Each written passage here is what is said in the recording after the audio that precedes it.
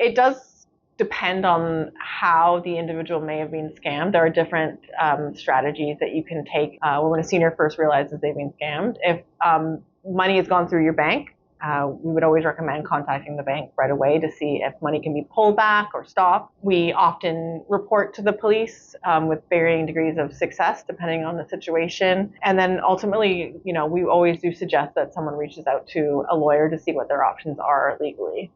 If you, again, to what Bethany said, if there's something involving money coming out of your bank or perhaps even your credit card, contact your bank. If your bank's open, the best thing is to go in to talk to the branch manager. They have the ability to escalate things very quickly.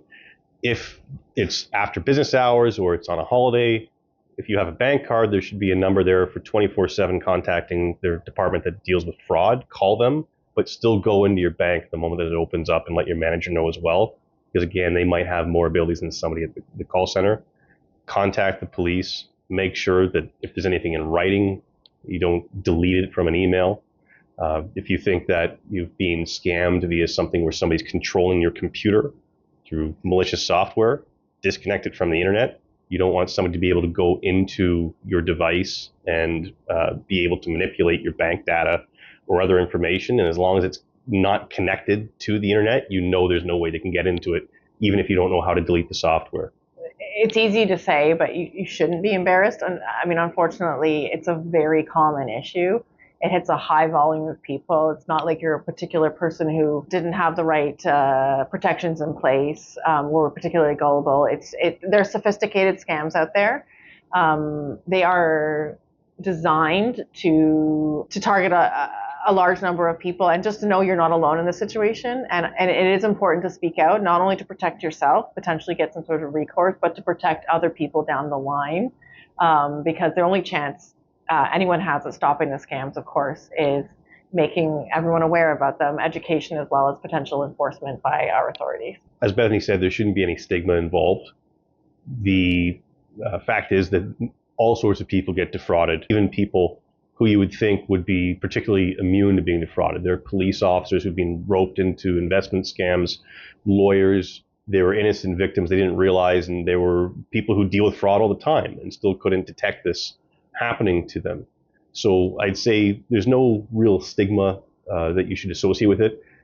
There is perhaps a misconception that elderly people are more likely to be defrauded or easier to be defrauded. I don't think that's it. I think what happens is that they're ideal targets for fraud because they've worked all their life. Now they have a huge asset, usually a home or some sort of investments. It's not that they're being targeted because they're old and they're seen as more likely to be a victim of a scam. They're being targeted because they're more likely to have worked hard and obtained money, wealth, things that the scammers want than somebody who's at the outset of the working force in their 20s. So that's why we see a lot of people being targeted, and it's usually people who've worked their whole life for that. At ACE, often we see that a lot of scams aren't discovered for a period of time because the victim of the scam is ashamed or embarrassed to tell somebody. And the longer it goes on, the more difficult it is to get recovery or any kind of sense, any justice from what has happened. So having somebody in your life who you can share information with, whether that's before potentially you're roped into a scam or right after, is really important, both for prevention but also for the potential for recovery. One other thing that people should be aware of is different forms of payment involve different potential protections and timing. Payments through credit card, perhaps you have insurance with your credit card. So if there's a fraudulent transaction, the Visa or whomever might make you whole. E-transfers are a lot more automatic, so that money is gone. And from experience, it is very, very difficult to try to unwind that type of transaction. Obviously, cash payments are gone right away and much more difficult to trace. So keeping in mind the hallmarks of fraud, or the bank should be keeping in mind the hallmarks of fraud, so that they can identify and perhaps prevent a fraud from actually being carried out to its completion. Even in the context of buying gift cards, that somebody calls up as a scammer might say, look, I need you to get a bunch of gift cards. That's being done because it's less traceable or nearly untraceable.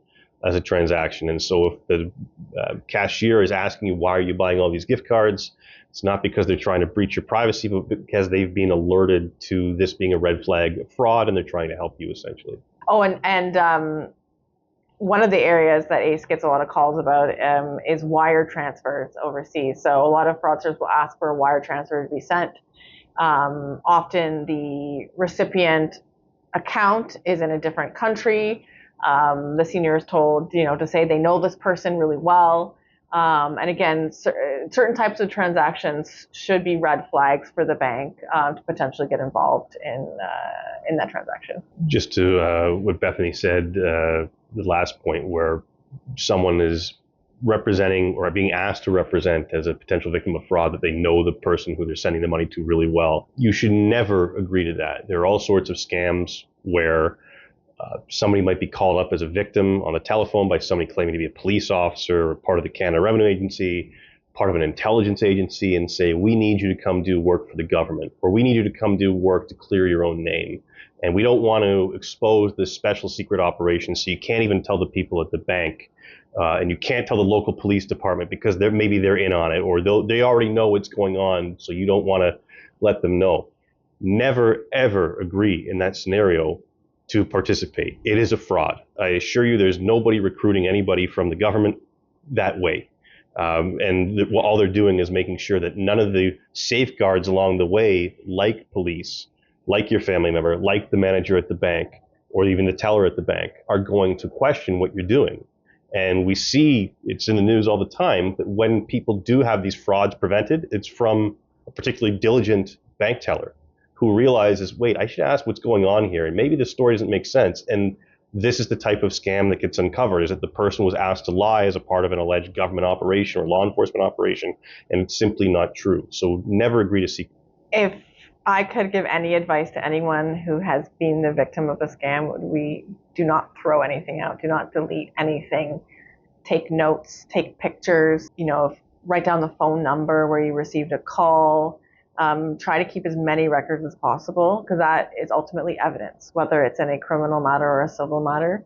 And getting rid of that evidence can make it difficult, if not impossible, to hold the fraudsters accountable.